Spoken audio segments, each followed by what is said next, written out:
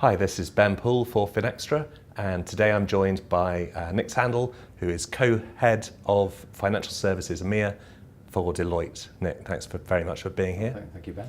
And we're discussing financial services industry challenges and opportunities. In terms of the key trends for the industry, what are you seeing currently? Well, three big trends. One, they have to recover from the past. I think that recovery phase is coming to an end. I think certainly when you look at banking, insurance hasn't been through the same kind of crisis, and asset management has been relatively stable throughout it.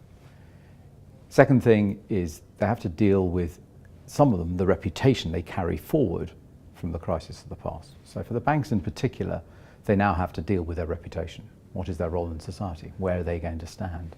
What are they actually going to be in society?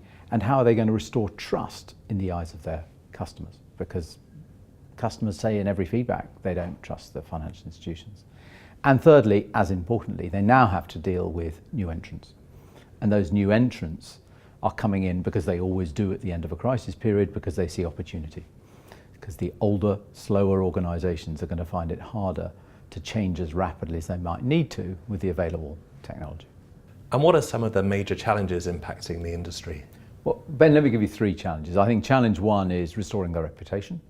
Challenge two is long-term profitability. And challenge three is meeting those new competitors that we talked about a while ago head on. So challenge one, restoring their reputation. It's been a tough time. Society says they don't trust financial institutions.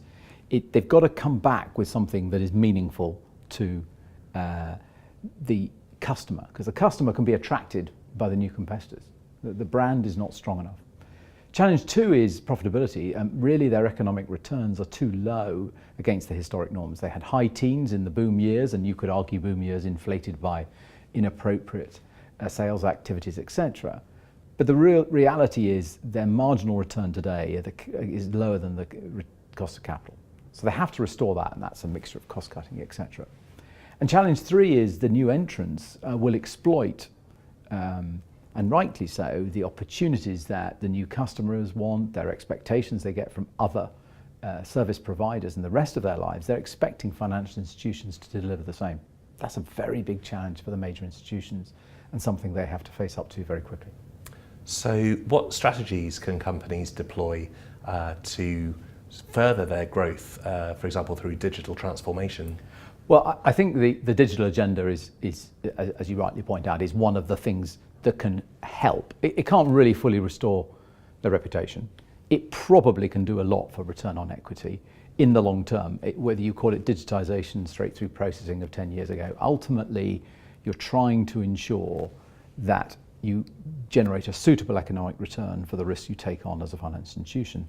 And if you only have people to do it, the hard return means you have to look at other digital means to take out costs. And lastly, in the front end of digital world, they have to address the fact that consumers expect what used to be called martini banking, anytime, any place, anywhere. They expect that now as the norm. It's not a dream, they have it in other parts of their lives, and therefore financial institutions have to grasp that and have to be able to deliver that in a cost-effective manner.